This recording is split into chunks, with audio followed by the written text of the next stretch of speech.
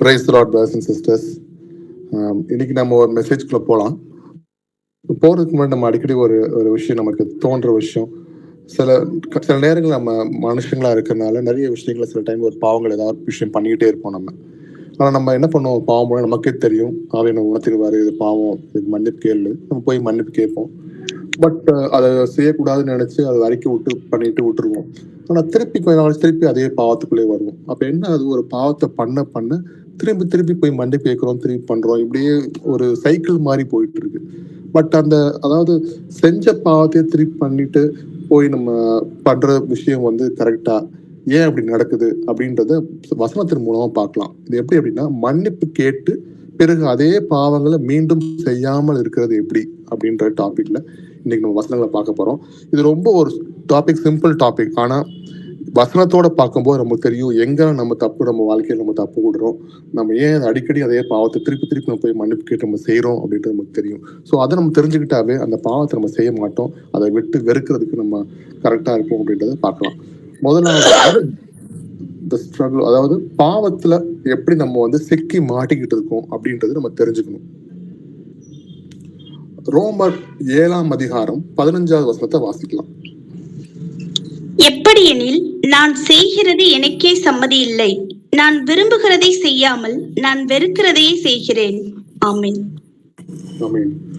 எப்படியெனில் நான் செய்கிறது எனக்கே சம்மதி இல்லை, நான் விரும்புகிறதை செய்யாமல் நான் வெறுக்கிறதையே செய்கிறேன். அப்ப நம்ம கவனிச்சோம் அப்படின்னா, நம்ம செய்யற வேலை நமக்கே இஷ்டம் இல்லை, இருந்தாலும் அதை நம்ம பண்ணி அந்த பாவத்தை போய் நிற்கிறோம் அப்படின்றதுதான் அதில் பார்க்கணும். நம்ம விரும்புகிறதை செய்யாமல் நம்ம வேணாம், இதை விட்டுட்டு நம்ம வேற எதில் செய்யலாம்னா, நான் வெறுக்கிறதே செய்கிறேன். எதை எனக்கு வேணாம், இது தப்பு, இது பாவம்னு தெரிஞ்சு திருப்பி திருப்பி போய் அதிலே பண்றோம். அது ஏன் அப்படின்னு சொல்லி பால் பேசுறாருங்க. அப்ப நம்ம இன்னைக்கு நம்மளுடைய வாழ்க்கையில பிரதர்ஸ் அண்ட் சிஸ்டர்ஸ் நமக்கு தெரிஞ்சிருக்கும், இன்னைக்கு நிறைய நேரங்கள்ல இது பாவம், இது தப்பான விஷயம், இது தப்பான விஷயத்த பார்க்குறோம், தப்பான விஷயத்த பேசுறோம், தப்பான விஷயத்த கேட்குறோம், நம்ம செயல்கள்ல மாற்றங்கள் இருக்கு, ஒருத்தவங்க மேல கோபமா இருக்கும், ஒருத்தவங்க மேல கசப்பு இருக்கிறோம், அவங்க பற்றி புரளி பேசுறோம், ஒரு தப்பான விஷயம், எல்லாம் ஆண்டவருக்கு விரோதமான, வசனத்துக்கு சத்தியத்துக்கு விரோதமான விஷயம் நம்ம செய்யறோம்னு தெரிஞ்சும் சில நேரங்கள்ல நம்ம அதவே திருப்பி செய்யறதுக்கு என்ன காரணம் அப்படின்னா, அந்த பாவத்துல நம்ம சிக்குண்டு கிடக்கிறது தான் அப்படின்றது பார்க்க வந்த வசனத்துல. சங்கீதம் 51:3-4 வசனத்தை வாசிப்போம். என் மீறுதல்களை நான் அறிந்திருக்கிறேன், என் பாவம் எப்பொழுதும் எனக்கு முன்பாக நிற்கிறது. தேவரீர் ஒருவருக்கே விரோதமாக நான் பாவம் செய்து உமது கண்களுக்கு முன்பாக மனதை நடப்பித்தேன். நீர் பேசும்போது உம்முடைய நீதி விளங்கவும், நீர் நியாயம் தீர்க்கும் போது உம்முடைய பரிசுத்தம் விளங்கவும் இதை அறிக்கையிடுகிறேன். ஆமென். தாவீது என்ன பண்றாரு, தன்னோட உள்ளத்திலிருந்து பேசுறாரு. என்ன சொல்றாரு, என் மீறுதல்களை நான் அறிந்திருக்கிறேன், என் பாவம் எப்பொழுதும் எனக்கு முன்பாக நிற்கிறது. அவர் செஞ்ச பாவத்தை முன்னாடி கொண்டு வந்து நிப்பாட்டாரு. ஐயோ, நான் ஆண்டவருக்கு விரோதமா பண்ணிட்டேனே, நான் அவருக்கு பிரியமில்லாத காரியத்தை நான் பண்ணிட்டேனே அப்படின்னு சொல்லி தன்னை தாழ்த்தி அவருக்கு முன்னாடி எப்போ கொண்டு வந்து நிற்கிறார். தேவரீர் ஒருவருக்கே விரோதமான நான் பாவம் செய்து உமது கண்களுக்கு முன்பாக பொல்லாங்கனை நடப்பித்தேன். நீர் பேசும்போது உம்முடைய நீதி விளங்கவும், நீர் நியாயத்திற்கும் போது உம்முடைய பரிசுத்தம் விளங்கும், இதை அறிக்கைக்கிறீர்கள். அப்ப என்ன பண்றாரு ஆண்டவர், முன்னாடி தாவீது போய் தான் செஞ்ச பாவத்துக்கு ஒவ்வொன்றுக்கும் அறிக்கையிட்டுட்டே இருக்காரு. ஆண்டவரே, அந்த விஷயத்த பண்ணிட்டேன், என்னை மன்னிச்சிருங்க சொல்லி அவர் போராடிக்கிட்டு இருக்காரு அந்த விஷயத்துக்குள்ள அப்படின்றத வசனத்தை பார்க்கிறோம். இன்னைக்கு நம்மளுடைய வாழ்க்கையில இந்த பாவத்தினால எப்படி போராடுகிறோம் அப்படின்றத நம்ம தெரிஞ்சுக்கணும். ஏன்னா நம்ம தெரிஞ்சாதான் அதுக்கப்புறம் நம்ம பண்ற பாவம் என்ன, அதை எப்படி தடுக்கிறது, எப்படி ஆண்டவருக்கு முன்பாக ஒரு நீதிமான நம்ம வாழ்றது அப்படின்றத பார்க்கலாம். கலாத்தியர் 5ஆம் அதிகாரம் 17வது வசனத்தை வாசிப்போம். மாம்சம் ஆவிக்கு விரோதமாகவும் ஆவி மாம்சத்துக்கு விரோதமாகவும் இச்சிக்கிறது. நீங்கள் செய்ய வேண்டும் என்று இருக்கிறவைகளை செய்யாதபடிக்கு இவைகள் ஒன்றுக்கொன்று விரோதமாய் இருக்கிறது. ஆமென். ஆமென். இந்த வசனம் எல்லாருக்கும் தெரியும். நம்ம பார்த்து ஒன்று செஞ்சுட்டோம்னா அது வந்து கரெக்டா இப்படி சொல்லி வசனத்தை ஒன்று வாசித்துருவோம் எப்பவுமே. ஆனா இது உண்மையா, ஏன்னா மாம்சத்துக்கும் ஆவிக்கும் ரொம்ப சண்டை பிரச்சனை நடந்துகிட்டே இருக்கும். இன்னைக்கு ஆவியில வந்து நான் இப்படி இருக்கணும், நான் பரிசுத்தமா இருக்கணும், இந்த விஷயத்த நான் செய்யணும், இந்த மாதிரி ஒரு நல்ல குணங்கள் இருக்கணும், ஆவியின் கனிகளை இருக்கணும்னு நம்ம நினைச்சு சில விஷயம் பண்ணலாம்னு நினைப்போம். ஆனா மாம்சமான விஷயம், மாம்சத்தை மரணம்னு சொல்றது போல மாம்சமான விஷயம் என்ன பண்ணுது, அதை எதையுமே செய்ய விடாம நம்மளை கோபப்படுத்தி, நம்மளை எரிச்சலாக்கி, கசப்புணர்வு கொடுத்து மாம்ச சிந்தையை வெளிக்கொண்டு வர வச்சு, அந்த மாம்சத்துக்கும் ஆவிக்கும் எப்பவுமே போராட்டம் இருக்கு அப்படின்றத இந்த வசனத்தின் மூலம் பார்க்கிறோம். யாக்கோபு 1ஆம் அதிகாரம் 14-15 வசனத்தை வாசிப்போம். அவனவன் தன் தன் சுய இச்சையினாலே இழுக்கப்பட்டு சிக்குண்டு சோதிக்கப்படுகிறான். பின்பு இச்சையானது கர்ப்பம் தரித்து பாவத்தை பிறப்பிக்கும். பாவம் பூரணமாகும் போது மரணத்தை பிறப்பிக்கும். ஆமென். இதுல கவனிச்சோம் அப்படின்னா, இந்த பாவத்துல எப்படி நம்ம மாற்றோம்? இந்த பாவமா வந்து நம்மகிட்ட வந்து விழுகுதா? கிடையாது. இப்ப இந்த இடத்துல நம்மளா சில இடத்துல நிக்கிறோம். எப்படி? அவனவன் தன் சுய எச்சைக்கு இழுக்கப்பட்டு, இன்னைக்கு எனக்குன்னு ஒரு சுய எச்சை இருக்கும், உங்களுக்குன்னு ஒரு சுய எச்சை இருக்கும். அதனால இழுக்கப்பட்டு என்னைய எப்படி கவுக்கணும்னு சாத்தானுக்கு தெரியும், உங்களை எப்படி கவுக்கணும்னு சாத்தானுக்கு தெரியும். அப்படி ஒவ்வொருத்தவங்களோட வீக் பாயிண்ட்டை பார்த்து என்ன பண்றான், இன்னைக்கு நம்மள அந்த உலகத்தின் பின்னாடி போக வைக்கிறான். நம்ம என்ன பண்றோம்? அதை இச்சித்து இழுக்கப்பட்டு சிக்குண்டு சோதிக்கப்படுவோம். அப்ப நம்ம தான் இந்த மாதிரி சோதனைக்குள்ள போட்டு போய் விழுகிறோம் அப்படின்றத பார்க்கிறோம். பின்பு இச்சையானது கற்பழித்து பாவத்தை பிறப்பிக்கும். பாவம் பூர்ணமாகும் போது மரணத்தை பிறப்பிக்கும். இப்ப கவனிச்சிங்க அப்படின்னா, அது ஒரு குழந்தை உண்டாகி அந்த குழந்தைய டெலிவரி பார்க்குற மாதிரி அந்த பாவம் கொஞ்சம் கொஞ்சமா தப்பான விஷயத்த கேட்போம், அப்புறம் கொஞ்சம் பார்ப்போம், அப்புறம் சிந்தனைக்குள்ள வரும், அது தப்பான விஷயம் மாறும், அப்புறம் அந்த காரியத்தை செஞ்சா என்ன அப்படின்னு தோணும். இப்படியே பாவம் உள்ளுக்குள்ள வளர்ந்துகிட்டே இருக்கும். அதை அடியோட கிள்ளி போடலை அப்படின்னா நம்ம முழு பாவியா நம்ம இருக்கோம். ஆனா இது கிள்ளி போடுறது எப்படி, அது யாரால முடியும், அது எதால முடியும் அப்படின்றதையும் பின்னாடி வசனங்களை பார்க்கலாம். அப்ப ஒரு பாவத்துல ஒரு மனுஷன் எப்படி சிக்கிக்கிட்டு இருக்கோம், இந்த மாதிரி சிக்கிருக்கனாலதான் நம்ம ஒரு பாவத்தை செஞ்சுட்டு அதுக்கப்புறம் போய் ஆண்டவர்கிட்ட மன்னிப்பு கேட்டுட்டு திருப்பியும் வந்து அதே பாவத்தை நம்ம செய்யறோம், நம்மளுக்கு பிடிக்காமையும் அதை செய்யறோம் அப்படின்னா அப்ப எவ்வளவு ஒரு மோசமான நிலைமையில நம்ம இருக்கிறோம் அப்படின்றத நம்ம தெரிஞ்சுக்கணும். அதனாலதான் இன்னைக்கு வந்து நம்ம வாசிக்கிற டாபிக்கே வந்து மன்னிப்பு கேட்ட பிறகும் அதே பாவத்தை மீண்டும் செய்யாமல் இருக்கிறது எப்படி அப்படின்னு சொல்லி இந்த வசனத்தை நம்ம பார்த்துட்டு இருக்கோம்.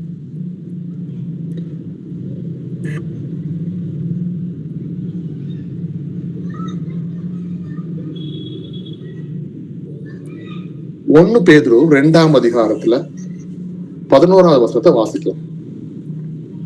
பிரியமானவர்களே, அந்நியர்களும் பரதேசிகளுமாய் இருக்கிற நீங்கள் ஆத்மாவுக்கு விரோதமாய் போர் செய்கிற மாம்ச இச்சைகளை விட்டு விலகி. ஆமென். அப்ப கவனிங்க சிஸ்டர்ஸ், பிரியமானவர்களே, அந்நியர்களும் பரதேசியுமாய் இருக்கிற நீங்கள் என்ன பண்ணணுமா? ஆத்மாவுக்கு விரோதமாய் போர் செய்கிற மாம்ச இச்சைகளை விட்டு விலகி. அப்ப மாம்ச இச்சைகளை நம்ம கொஞ்சம் கொஞ்சம் கஷ்டமானது விஷயம் தான் பிரதர்ஸ் அண்ட் சிஸ்டர்ஸ். எப்பவுமே நான் ஒன்னு நினைச்சுப்பேன், என்ன ஆண்டவரே ஆவியின் கனின்னு சொல்லி பேசினாவே அடி பிரச்சனை, வீட்டுல பிரச்சனை ஏதாவது ஒன்று வந்துகிட்டே இருக்கு, ஏதாச்சும் ஒண்ணு சறுக்கி விழுகுறோமே அப்படின்னு நான் நினைப்பேன். ஆனா ஆண்டவர் அதான் என்ன சொல்றாரு, என்னுடைய பலன் உனக்கு இருக்குன்னு சொல்லி, I can do all things through Christ who strengthens me. இன்னைக்கு எல்லாமே கர்த்தருடைய இயேசு கிறிஸ்துவோட பலத்தை நம்ம செய்ய முடியும். அப்ப அவருடைய பலன் நமக்கு வேணும், தனியா நம்மளால செய்ய முடியாது சிஸ்டர்ஸ். அப்ப இங்க கவனிச்சோம் அப்படின்னா, இன்னைக்கு ஏசப்பாட்ட நம்ம வந்து ஆண்டவரே இந்த மாதிரி ஆவியின் சிந்தையில இருக்க கொடுங்க, மாம்ச நிச்சயில எல்லாத்தையும் வெறுக்கிற கிருபை கொடுங்க அப்படின்னு நம்ம கேட்டு அவரோட பலனை பெற்றுக்கொண்டா மட்டும்தான் நம்மால இந்த இடத்துல நிற்க முடியும் உறுதியா. இல்லைன்னா நம்ம திருப்பி விழுந்துருவோம் பாவத்துக்குள்ள. ஸோ அப்போ அவரோட பலனானது எப்படி இருக்குமோ, அவரோட வார்த்தைகளா நம்ம வாசிக்க அந்த வார்த்தை நமக்குள்ள ஆவியானவர் நான் சொன்ன வார்த்தையை ஆவியும் ஜீவனுமா இருக்கிறது போல இன்னைக்கு அவர் சொல்கின்ற வார்த்தை, நம்ம வாசிக்கிற வார்த்தை மனசுல ஏறி அவர் நம்மளோட பேசுறாரு மனசுல. அந்த வசனங்கள் நமக்கு என்ன பண்ணுது, நமக்கு பலத்தை கொடுக்குது. அந்த பலன் தான் இந்த மாதிரி இச்சை அடக்கத்தை கொடுக்கும். எப்படி இந்த மாதிரி பாவத்தை செய்ய விடாம மாம்ச இச்சைகளை வெறுக்கிறதுக்கு, அதை விட்டு விலகிறதுக்கு பலன் கொடுக்குது அப்படின்றத பாக்குறோம்.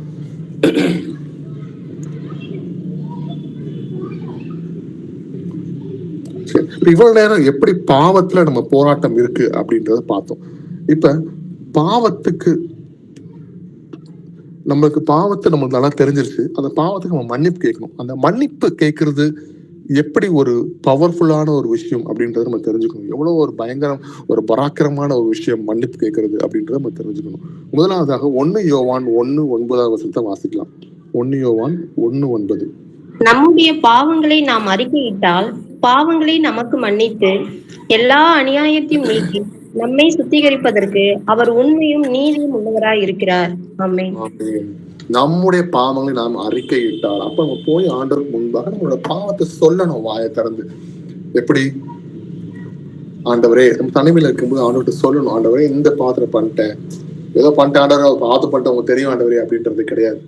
அவர் ஏன் அதை கேட்கிறார்? நம்மளுடைய பாவங்களை நாம் அறிக்கையிட்டால் பாவங்கள் நமக்கு மன்னித்த எல்லா அநியாயத்தையும் நீக்கி நம்ம சுத்திகரிப்பதற்கு அவர் உண்மையாக நீதியும் உள்ளவராக இருக்கார். ஏன் அப்படின்னா, நம்ம அவர் அறிக்கையும் என்னோட மகன் என் மக அவரோட பாவத்தை அறிஞ்சுக்கிட்டா, அவ பண்ண பாவத்தை புரிஞ்சுக்கிட்டு இனி அதை பண்ணாதபடி தன்னை தாழ்த்தி நிக்கிறா, என்கிட்ட வந்து நிக்கிறா அப்படின்னு சொல்லி அவர் சந்தோஷப்படுவார். அந்த இடத்துல அவர் அதை எதிர்பார்க்கிறார் நம்மகிட்ட இருந்து. அப்படி செய்யும் பொழுது உடனடியாக அந்த பாவத்திலிருந்து விடுதலை கொடுக்குறாரு. மற்ற எல்லாத்தையும் தன்னோட ரத்தத்தினால கழுவுறதுக்கு அவர் ரெடியா இருக்காரு அப்படின்ற இந்த வசனத்தினால பார்க்கிறோம். அப்ப மன்னிக்கிறதோட மன்னிப்பு கேட்கறதோட வல்லமை என்ன அப்படின்றத நம்ம பார்த்துட்டு இருக்கோம் இன்னைக்கு. சரி, இப்ப மன்னிப்பு கேட்கறதுனால என்ன ஆகும் அப்படின்னு நம்ம பார்ப்போம். முதல் ஏன் நம்ம மன்னிப்பு கேட்கணும், எதுக்கு மன்னிப்பு கேட்கறதுனால என்ன ஆகுது, கடவுளோட உறவை எப்படி நம்ம மீட்டு எடுக்கிறது அப்படின்றதுதான் இதோட முக்கியமான விஷயம். ஏன் நம்ம மன்னிப்பு கேட்கணும் அப்படின்னா, அவ கடவுளோட நம்ம அதாவது தேவனோட இருக்கிற உறவை மீட்டு எடுத்தது எப்படின்றது வசனத்தின் மூலம் பார்க்கலாம். ரோமர் 5ஆம் அதிகாரம் 10வது வசனத்தை வாசிக்கலாம். நாம் தேவனுக்கு சத்துருக்களாய் இருக்கையில் அவருடைய குமாரனின் மரணத்தினாலே அவருடனே ஒப்புரவாக்கப்பட்டோமானால், ஒப்புரவாக்கப்பட்ட பின் நாம் அவருடைய ஜீவனாலே ரட்சிக்கப்படுவது அதிக நிச்சயமாமே. ஆமென். ஆமென். நாம் அடிக்கடி நம்ம சொல்றோம், நம்மளாம் கடவுள் சத்துருக்களா இருந்தோம். அதாவது நம்ம புறஜாதி மக்கள், நீங்கள் நானும் இஸ்ரவேலர்கள் கிடையாது, புறஜாதி மக்களா இருந்தோம். ஏசப்பா நம்மளை யாருன்னே ஏசப்பா யாருன்னு நமக்கு தெரியாத காலங்கள்ல, நம்ம முன்னோர்கள் காலத்துல என்ன பண்ணாரு, அவர் மனுஷனாக தேவன் மனுஷனாக இயேசு கிறிஸ்துவாக நம்மளுடைய பாவத்துக்காக ரத்தம் சிந்தார்.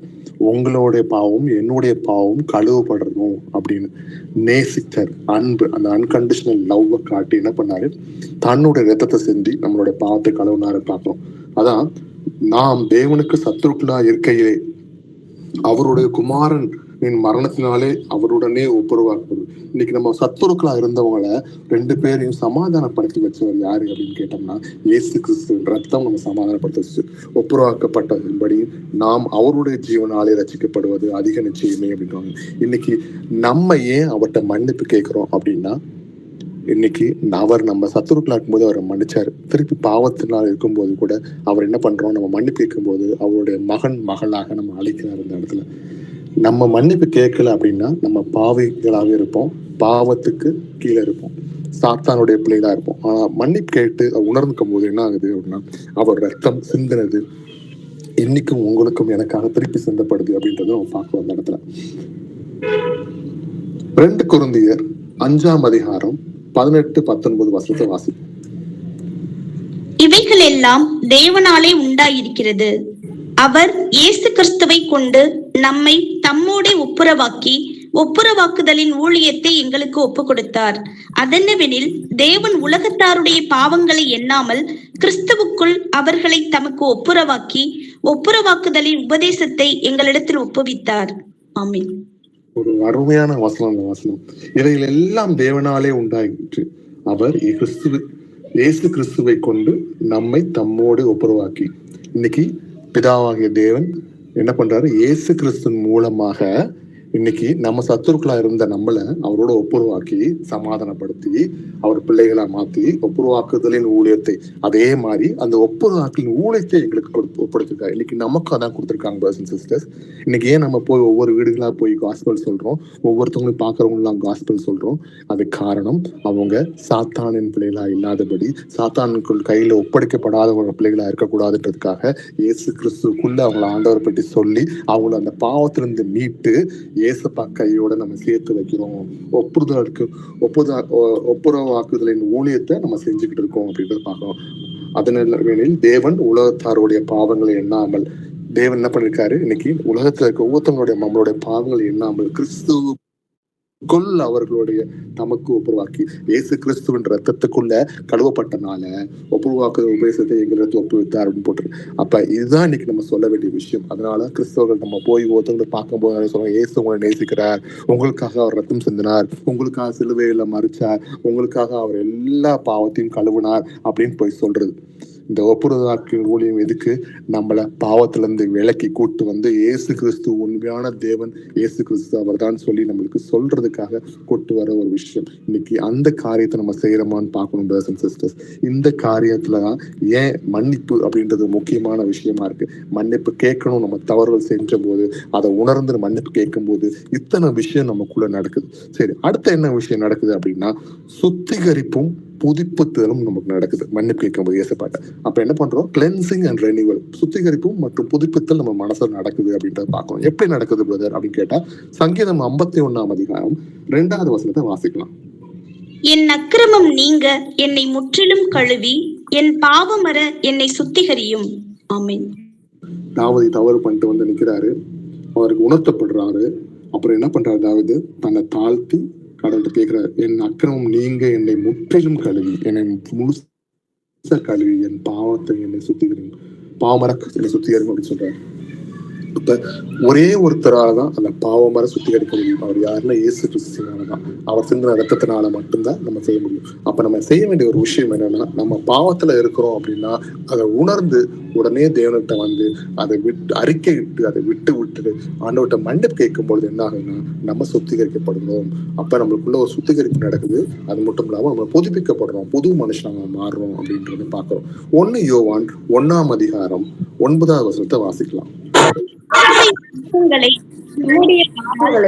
பாவங்களை நமக்கு மன்னித்து எல்லா அநியாயத்தையும் நீக்கி நம்மை சுத்திகரிப்பதற்கு அவர் உண்மையும் நீதியும் உள்ளவராய் இருக்கிறார். ஆமென். ஒரு சாதாரண ஒரு மனுஷன்கிட்ட போய் நம்ம சில விஷயம் கேட்கலாம். நிறைய போய் சொல்லுவார் சாதாரண மனுஷன். ஆனா நம்ம உண்மையான தேவன்கிட்ட போய் நிக்கிறோம். அவர் எப்படி உள்ளவர்னா, அவர் உண்மையும் நீதியும் உள்ளவர். அப்பேற்பட்டவர் என்ன பண்றாரு? நம்முடைய பாவங்களை நாம் அறிக்கையிட்டால், நம்மளுடைய பாவங்களை நம்ம ஒழிச்சு வச்சால் அப்படி கிடையாது. நம்ம பாவங்களை நம்ம அறிக்கையிட்டால், நம்ம பாவங்களை நம்ம சொல்லாம இருந்தா கிடையாது. நம்ம பாவங்களை நம்ம அறிக்கையிடணும் அவர்கிட்ட. நம்ம அடுத்தவங்கள்ட்ட போய் சொல்ல தேவையில்லை. நிறைய இடத்துல நம்ம பார்த்திருப்போம், சில கத்தோலிக்க இதெல்லாம் போய் சொல்ற மாதிரி ஃபாதர்கிட்ட போய் சொல்றது அது இது அந்த மாதிரிலாம் கிடையாது. இன்னைக்கு நம்மளுடைய பாவத்துக்கு இன்னைக்கு நம்ம மறிச்சோம்னா, இயேசுக்கு முன்னாடி போய் ஃபேஸ் டு ஃபேஸ் இன்டர்வியூ நடந்துச்சு அப்படின்னா நம்ம போய் என்னத்த சொல்லுவோம்? அப்ப நமக்கு யாரும் வேற ஒரு ஆள்லாம் கிடையாது. நமக்கு ஒரே டைரக்டான ஆள் ஏசப்பா தான். நம்ம ஏசப்பாட்ட சொல்லுவோம், அவர் பார்த்து கொள்வார். அப்ப என்ன பண்ணணும்? இன்னைக்கு பாவம் பண்ணாலும் அதே விஷயத்த, ஆண்டவரே இந்த பாவத்தை பண்ணிட்டேன், நீங்க பார்த்திருக்கீங்க, உங்களுக்கு முன்பாக பண்ணிட்டேன், மன்னிச்சிருங்கன்னு சொல்லி அந்த மன்னிப்பு கேட்க ரெடியா இருக்கும். சோ பாவங்களை நமக்கு மன்னித்து எல்லா அநியாயத்தையும் நீக்கி நம்மை சுத்திகரிப்பதற்கு அவர் உண்மையை நீதிகளா இருக்கார். அப்ப எல்லா விதமான விஷயங்களும் மன்னிக்க ரெடியா இருக்கார். நான் பார்த்து செய்வேன், திருப்பி வந்து மன்னிப்பு கேட்பேன்றது கிடையாது. அதை உணரணும். ஏன்னா அவருக்கு தெரியும் நம்மளோட உள் மனசு என்ன சொல்லுது அப்படின்னு. நம்ம மறைச்சு அவர்கிட்ட சொல்ல முடியாது. அதுக்கு மனசுக்கு மேக்கப் போட்டும் போது பண்ண முடியாது அப்படின்றத மறைஞ்சிருக்கணும். சரி, 3வது மன்னிப்பு கேட்கறதுனால என்ன ஆகுது அப்படின்னா, 3வது குற்ற உணர்ச்சி இல்லாம ஒரு விடுதலை கிடைக்குது அந்த இடத்துல. நான் இன்னைக்கு ஆண்டவர்கிட்ட மன்னிப்பு கேட்டேன் அப்படின்னா என்கிட்ட திருப்பி வந்து எனக்கு அந்த குற்ற உணர்ச்சி இருக்காது. ஏன்னா ஆண்டவர் கழுவி போட்டார், அவர் கடலில் உள்ள ஆழங்கள்ல போட்டிருக்காரு அப்படின்னு வசனம் சொன்னோம். இன்னைக்கு அப்படிப்பட்ட இடத்துல நம்மளை வந்து குற்ற உணர்ச்சியும் இருக்காது. நம்மகிட்ட சாத்தான் நம்மகிட்ட வந்து இந்த பாவத்தை நீ பண்ணல அப்படின்னு சொல்லி கொத்தி காட்ட மாட்டான். ஏன்னா அந்த மாதிரி நம்ம குற்ற உணர்ச்சி இல்லாதபடிக்கும் நம்மள அந்த பாவத்திலிருந்து விடுதலையும் கொடுக்குறாரு அப்படின்றத பாக்குறோம். சரி, ரோமர் 8 அதிகாரம் 1வது வசனத்தை வாசிக்கலாம். ஆனபடியால் கிறிஸ்து இயேசுவுக்கு உட்பட்டவர்களாய் இருந்து மாம்சத்தின்படி நடவாமல் ஆவியின்படியே நடக்கிறவர்களுக்கு ஆக்கினை தீர்ப்பில்லை. ஆமென். அப்ப நம்ம ஆண்டவர்கிட்ட இந்த மாதிரி போய் மன்னிப்பு கேட்ட உடனே அங்க என்ன நடக்குது அப்படின்னா, கிறிஸ்து இயேசுக்கு உட்பட்டவர்களாய் இருந்து மாம்சத்தின்படி நடவாமல், மாம்ச சிந்தையில மாம்சத்தின்படி நடவாமல் நம்ம என்ன பண்ணோம்? ஆவி நடக்கும் போது நம்மளுக்கு அக்கினி தீர்ப்பு இல்லை, நமக்கு நரகம் இல்லை, நமக்கு வந்து இந்த மாதிரி எரிய நரகம் அக்கினி நரகம் இல்லை அப்படின்றத வசனம் அழகா சொல்லுது இந்த இடத்துல. சரி, இப்ப சங்கீதம் 32 அதிகாரம் 5வது வசனத்தை வாசிப்போம். நான் என் அக்கிரமத்தை மறைக்காமல் என் பாவத்தை உமக்கு அறிவித்தேன், என் மீறுதல்களை கர்த்தருக்கு அறிக்கையிடுவேன் என்றேன். தேவரீர் என் பாவத்தின் தோஷத்தை மன்னித்தீர். ஆமென். இப்ப தாவீது என்ன பண்றாரு அந்த இடத்துல? போய் சொல்றாரு அந்த இடத்துல, பாவத்தை பண்ணிட்டேன்னு சொல்லி எல்லாத்துக்கும் சொல்லி மன்னிப்பு கேட்டதுக்கு அப்புறம் அவர் என்ன சொல்றாரு? தேவரீர் என் பாவத்தின் தோஷத்தை மன்னித்தீர். அப்ப என்ன நடக்குது அங்க? தேவரை மன்னிக்கிறார். அதை கேட்கிற நம்ம பாவத்தை என்ன பண்ணுன்ற விசாரிச்சு கேட்டு அதை மன்னிக்கவும் ரெடியா இருக்காரு அப்படின்றத பாக்குறோம் இந்த இடத்துல. சோ இன்னைக்கும் பிரதர்ஸ் அண்ட் சிஸ்டர்ஸ், நம்ம எந்த மாதிரி காரியத்துல இருந்தாலும் அது எந்த மாதிரி பாவம், நான் ஒவ்வொரு பாவத்தையும் நான் விளக்க விரும்பல. நம்மளுடைய பாவங்கள் என்னன்னு நமக்கு எல்லாருக்கும் தெரியும். சத்தியத்துக்கு புறம்பா இருக்கிற ஒவ்வொரு விஷயமும் பாவமே. இன்னைக்கு தேவனை உயர்த்தக்கூடிய விஷயமா, மகிமைக்கு சொல்லக்கூடிய விஷயமா செய்யாத விஷயம் எல்லாமே பாவமான விஷயம்தான். அப்ப அதை நம்ம உணர்ந்திருக்கோம். பாவம் இது என்னன்னு நம்ம சொல்றதுக்கு தேவையில்லை. ஏன்னா பாவம் எல்லாம் நமக்கு எல்லாமே தெரிஞ்சிருக்கும். ஆனா அதை எப்படி விட்டு விலகி வர்றது, திருப்பி அதை எப்படி செய்யாம இருக்கிறது அப்படின்றத இன்னைக்கு நம்ம பார்க்கிறோம். ஸோ அப்ப நம்ம செய்ய வேண்டிய விஷயம் என்ன அப்படின்னு நம்ம தெரிஞ்சிச்சு. நம்ம தாழ்த்தி கொண்டு போய் ஆண்டருக்கு முன்பாக மன்னிப்பு கேட்கறது முக்கியமான விஷயமா இருக்கு அப்படின்றது. சங்கீதம் 103 12 வாசிப்போம். மேற்குக்கும் கிழக்குக்கும் எவ்வளவு தூரமோ அவ்வளவு தூரமாய் அவர் நம்முடைய பாவங்களை நம்மை விட்டு விலக்கினார். ஆமென். எவ்வளவு அருமையான தேவன் பாத்தீங்களா. நம்ம மன்னிப்பு கேட்டா என்ன பண்றாரு, மேற்குக்கும் கிழக்குக்கும் எவ்வளவு தூரமோ அவ்வளவு தூரமாய் நம்முடைய பாவங்களை நம்மை விட்டு விலக்கினார். அவ்வளவு தூரம் பாவத்தை விட்டு விளக்கக்கூடிய தகப்பன்னா அப்ப எவ்வளவு நம்ம மேல அன்பு வச்சிருந்திருக்காரு. திருப்பி இந்த பிள்ளை என் மகன் திருப்பி இந்த பார்த்து விடக்கூடாதுன்னு நேசிக்கக்கூடிய தகப்பனா இருந்திருக்காரு இந்த இடத்துல. ஸோ இப்பேற்பட்ட ஒரு அப்பாவுக்கு முன்பாக நம்ம அந்த பாவத்தை திருப்பி செய்யணுமா அப்படின்னு நம்ம யோசிச்சு பார்க்கணும் சிஸ்டர்ஸ். ஒரு பாவத்தை நம்ம திருப்பி செய்யறோம் அப்படின்னா அது ஏற்கனவே மன்னிப்பு கேட்டு அது வெளியே வந்து திருப்பி நம்ம கொஞ்சம் நாளைச்சு திருப்பி அதே பாவம் நம்ம செய்யறோம் அப்படின்னா நமக்கு ஒரே ஒரு ப்ராப்ளம் என்ன அப்படின்னு நம்ம கவனிக்கணும். நமக்கு அந்த சத்திய வசனம் இன்னும் போதுமான அளவு நம்மளுடைய மனசுல இல்லை அப்படின்றது அர்த்தம். சத்திய வசனத்துக்கு நம்ம பயப்பட ஆரம்பிச்சாலும் ஆட்டோமேட்டிக்கா நம்ம இயேசுவுக்கு பயப்போம்ன்றது அர்த்தம். அவரே வார்த்தையானவர், அவருக்கு நம்ம பயப்போம்னு அர்த்தம். இன்னைக்கு சத்திய வசனம் நமக்குள்ள குறையதான் அந்த பாவத்தின் விஷயங்கள் அதிகமாகுது. இல்லை அப்படின்னா நம்ம சத்திய வசனம் நமக்குள்ள நிறையச்சுன்னா பாவத்தை விட்டு விலகி ஓடுவோம், அருவருப்போம். அதை செய்யறதுக்கு முன்னாடி யோசனை வந்தாலும் அப்பால இப்ப சாத்தனை இயேசுப்பா இப்படி வசனம் சொல்லியிருக்காரு, அந்த பாவத்தை அந்த சிந்தனைக்கு ஒரு வசனத்தை சொல்லி நம்ம அந்த சிந்தனை வர போற இடத்த கேட்டு போட்டு அடைச்சிருவோம். இன்னைக்கு நம்மளால அது முடியுதான்னு பாருங்க சிஸ்டர்ஸ். ஒரு தவறான சிந்தனை, ஒரு தவறான விஷயங்கள் நமக்குள்ள வருது, ஒரு பாவத்தின் செயல்கள் நமக்குள்ள தோன்றுது அப்படின்னும் போது அப்பவே மனசுல அப்பாளுக்கு ஒரு சாத்தானை இயேசுனாங்கன்னு சொல்லி அதுக்குரிய வசனத்தை நம்மளால சொல்ல முடியுதா அப்படின்னு யோசிங்க. அப்பவே ஒரு கேட் வசனத்தின் மூலமா போட்டோம் அப்படின்னா திருப்பி நமக்குள்ள மேற்கொள்ளாது. சாத்தான் நம்ம எதிர்த்து நிக்கணும். எப்படி நிற்போம்? நம்ம கிட்ட கத்தி கம்பு கண்ணு இருக்கா? கிடையாது. நம்ம அதை பற்றி பேசல. நம்ம அன்புனால செய்ய வேண்டிய விதம் கிறிஸ்தவ வாழ்க்கை. ஆனா சாத்தான் எடுத்து நிற்கும் போது வசனத்தினால் மட்டும்தான் எடுத்து நிற்க முடியும். அப்ப அதுக்கு வசனம் தெரிஞ்சிருக்கணும், என்னென்ன வசனம் இருக்கு அப்படின்னு. அந்த வசனத்தை வாசிக்க வாசிக்க வாசிக்க நம்ம ஒவ்வொரு நேரங்களையும் அந்த சிச்சுவேஷனுக்கு வசனத்தை போட்டு நம்ம மடக்க நம்ம ரெடியா இருக்கணும். அந்தந்த நேரத்துல ஆவியானவர் நம்மளுக்கு என்ன வசனம் பேசணுன்றதையும் சொல்லி கொடுப்பார் நமக்கு. மத்தேயு 6:14-15 வாசிப்போம். நீங்கள் உபவாசிக்கும் போது மாயக்காரரை போல மத்தேயு 6:14-15. மனுஷருடைய தப்பிதங்களை நீங்கள் அவர்களுக்கு மன்னித்தால் உங்கள் பரமபிதா உங்களுக்கும் மன்னிப்பார். மனுஷருடைய தப்பிதங்களை நீங்கள் அவர்களுக்கு மன்னியாதிருந்தால் உங்கள் பிதா உங்கள் தப்பிதங்களையும் மன்னியாதிருப்பார். ஆமென். இந்த வசனம் ஒரு முக்கியமான வசனம். ஏன்னா இவ்வளவு நேரம் நம்மளுடைய சொந்த பாவங்களுக்காக பேசிட்டு இருக்கும்போது அதே நேரத்துல நமக்கு விரோதமா சில விஷயங்கள் பண்றவங்களையும் நம்ம மன்னிக்க நம்ம ரெடியா இருக்கணும். அது சொந்தமா இருக்கலாம், நமக்கு தெரிஞ்சவங்களா இருக்கலாம், தெரியாத ஒரு தேர்ட் பர்சனா இருக்க ஒரு ஆளா இருக்கலாம். யாரா இருந்தாலும் அவங்களை மன்னிக்க நம்ம ரெடியா இருக்கணும். அழகா போட்டிருக்கோம், மனுஷனுடைய தப்பிதங்களை நீங்கள் அவர்களுக்கு மன்னித்தால் உங்கள் பரமபிதா உங்களுக்கும் மன்னிப்பார். அப்ப நான் ஒரு விஷயத்தை எதிர்பார்த்து என் அப்பாட்ட நிக்கிறேன்னா அதே காரியத்தை நம்ம செய்யவும் ரெடியா இருக்கணும் அப்படின்றத ஆண்டவர் எதிர்பார்க்கிறார். மனுஷருடைய தப்பிதங்களை நீங்கள் அவர்களுக்கு மன்னியாதிருந்தால் உங்கள் பிதா உங்கள் தப்பிதங்களையும் மன்னியாதிருப்பார். Very simple. ஆண்டவர் செய் அப்படின்னா செஞ்சிடணும். இல்ல நீங்க எனக்கு இதை செய்யுங்க, நாங்க வெளியே செய்ய மாட்டேன் அப்படிலாம் கூடாது. இன்னைக்கு வசனம் அதான் சொல்லுது. சரி, கொலைசீர் 1:13-14 வாசிப்போம். இருளின் அதிகாரத்தினின்று நம்மை விடுதலையாக்கி தமது அன்பின் குமாரனுடைய ராஜ்யத்துக்கு உட்படுத்தினவருமாய் இருக்கிற பிதாவை ஸ்தோத்தரிக்கிறோம். குமாரனாகிய அவருக்குள் அவருடைய இரத்தத்தினாலே பாவ மன்னிப்பாகிய மீட்பு நமக்கு உண்டாயிருக்கிறது. ஆமென். நம்ம இருள்ல இருந்த நம்ம ஆண்டவர் விடுதலை பண்ணி இயேசு கிறிஸ்து மூலமா விடுதலை பண்ணியிருக்காரு. இன்னைக்கு இயேசு கிறிஸ்துவின் ரத்தத்தினாலதான் பாவ மன்னிப்புக்கு மீட்பு நமக்கு உண்டாயிருக்கிறதுன்னு போட்டிருக்காங்க. இன்னைக்கு அவருடைய ரத்தம். அந்த காலத்துல என்ன பண்ணிருக்காங்க, ஆடு கோழி மாடு இதெல்லாம் வெட்டி அந்த ரத்தத்தை பலியிட்டு பண்ணிருக்காங்க. ஆனா மனுஷன் செஞ்ச பாவத்துக்கு ஒரு ஆடு கோழி மாடோட ரத்தம் சரியாகாது. அதனாலதான் பரிசுத்தமான மனுஷனா வேணுமேன்னு சொல்லி உலகத்துல தேடும் பொழுது பரிசுத்தமான மனிதன் எவனுமே இல்லை. அதனால தேவாதி தேவன் ஆவியா இருக்கிறவர் என்ன பண்ணிருக்காரு, இயேசு கிறிஸ்துவாக மனுஷனாக வர்றார். வந்து நம்மளுடைய மனுஷனாவே இருந்து தன்னுடைய பாவங்களை, நம்மளுடைய பாவங்களை அவர் சுமந்து சிலுவையில அரைஞ்சு ரத்தமா பலியிடுறாங்க. அந்த இடத்துல ரத்தம் சிந்தி நம்மளுடைய பாவத்தை கழுவுறாரு. அவர் நம்மளை விலை கொடுத்து அவர் ரத்தத்தை கொடுத்து வாங்கியிருக்காரு, பிரைஸ்லெஸ் அவங்க வாங்கியிருக்காரு அப்படின்றது பார்க்கலாம். ஸோ இன்னைக்கு நம்மளுடைய பாவத்துக்கு மன்னிப்பு அவர் ரத்தம் தான். ஸோ அவருக்கு உண்மையாக நம்ம நிற்கும் பொழுது அவரோட மன்னிக்கவும் ரெடியா இருக்கான்றதை பார்க்கிறோம். சரி, இப்ப மனம் திரும்புதல் எவ்வளவு முக்கியத்துவம் உள்ளது அப்படின்றது பார்க்கலாம். மன்னிப்பு பற்றி பேசாச்சு. அடுத்து மனம் திரும்புதல் வேணுமே. மன்னிப்பு கேட்கறது ஓகே, மனம் திரும்புதல் ரெண்டாவது முக்கியமான விஷயம். இப்ப மனம் திரும்புதலின் முக்கியத்துவம் என்ன அப்படின்றத பார்க்கலாம். அப்போஸ்தலர் 3ஆம் அதிகாரம் 19வது வசனத்தை 19-20 வசனத்தை வாசிப்போம். ஆனபடியினாலே கர்த்தருடைய சன்னிதானத்திலிருந்து இளைப்பாறுதலின் காலங்கள் வரும்படிக்கும் முன்னே குறிக்கப்பட்ட இயேசு கிறிஸ்துவை அவர் உங்களிடத்தில் அனுப்பும்படிக்கும் உங்கள் பாவங்கள் நிவர்த்தி செய்யப்படும் பொருட்டு நீங்கள் மனம் திரும்பி குணப்படுங்கள். ஆமென்.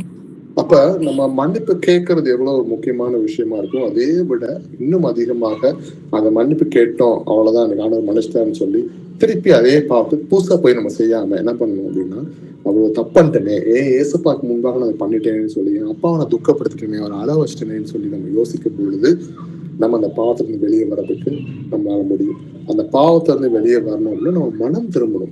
ஐயோ நான் தப்பு பண்ணிட்டேன்னு சொல்லி அதை உணர்ந்து அதை நீ செய்யாம இருக்கிறதுக்கு என்ன பண்ணும் அப்படின்றத பார்க்கணும். அந்த முழுமையாக மனம் திரும்புறதுக்கு எதுவான விஷயத்த செய்யணும்ன்றத போறோம். அதனாலதான் உங்க பாவங்கள் நிவர்த்தி செய்ய பொருட்டு நீங்கள் மனம் திரும்பி குணப்படுங்க அப்படின்னு சொல்லியிருக்காங்க. நீங்க நிறைய பாவங்கள் நமக்கு நோய்கள் நமக்குள்ள இருக்கு அப்படின்னா நம்மளுடைய பாவத்தை நிமித்தம் அப்படின்னு நமக்கு தெரியும். அந்த ஹாஸ்பிட்டல் மினிஸ்டர்லாம் போறவங்களுக்கு தெரியும். அவங்க அடிக்கடி போய் சொல்ற விஷயம் என்னன்னா, அவங்க பாவத்துல இருக்கும்போது நம்ம போய் சொல்லுவோம், இந்த மாதிரி பாவங்கள் வந்திருக்கு, இவ்வளவு விஷயங்கள் இருக்கு, அதனாலதான் அப்புறம் நோயினால் நீங்க கஷ்டப்படுறீங்க, முதலாக நீங்க செஞ்ச பாவத்தை மன்னிச்சிருங்க, யாருமே கோபம் கசப்பு வச்சுக்காதீங்க அப்படின்னு நாங்க சொல்லுவோம். அவங்க போய் அதுக்கு மனம் திரும்பி ஏசப்பாட்ட மன்னிப்பு கேட்டு எல்லாத்தையும் மன்னிச்ச உடனே அவங்க ஏசப்பா ஏற்றுக்கொண்ட உடனே அங்க சுகமாகும். அதை சுகப்படுத்துறது இயேசு கிறிஸ்து, மனுஷங்க இல்லை அப்படின்றத நம்ம கண்ணால பார்த்திருக்கிறோம். 2 கொரிந்தியர் 7ஆம் அதிகாரம் 10வது வசனத்தை வாசிக்கலாம். தேவனுக்கேற்ற துக்கம் பின்பு மனஸ்தாபப்படுகிறதற்கு இடமில்லாமல் ரட்சிப்புக்கு ஏதுவான மனம் திரும்புதலை உண்டாக்குகிறது. லௌகீக துக்கமோ மரணத்தை உண்டாக்குகிறது. தேவனுக்கேற்ற துக்கம் பின்பு மனஸ்தாபப்படுகிறதற்கு இடம் இல்லாமல் ரட்சிப்புக்கு ஏதுவான மன திரும்புதலை உண்டாக்குறது. அப்ப தேவனுக்கேற்ற ஒரு துக்கம் இன்னைக்கு சில விஷயம் பண்றோம், அது எப்படின்னா ரட்சிப்புக்கேற்ற ஒரு விஷயத்தை கொண்டு போய் விடுது. ஆனா லௌகீக துக்கமோ மரணத்தை உண்டாக்குறது அப்படின்றத பார்க்கணும். இன்னைக்கு நம்ம அந்த விஷயங்கள்ல இருந்து எப்படி விட்டு விலகிறது, இன்னைக்கு மனம் திரும்புதல் எவ்வளவு முக்கியமா இருக்கு இந்த இடத்துல அப்படின்றத பார்த்துட்டு 2 நாளாகவும் 7ஆம் அதிகாரம் 14வது வசனத்தை வாசிக்கலாம்.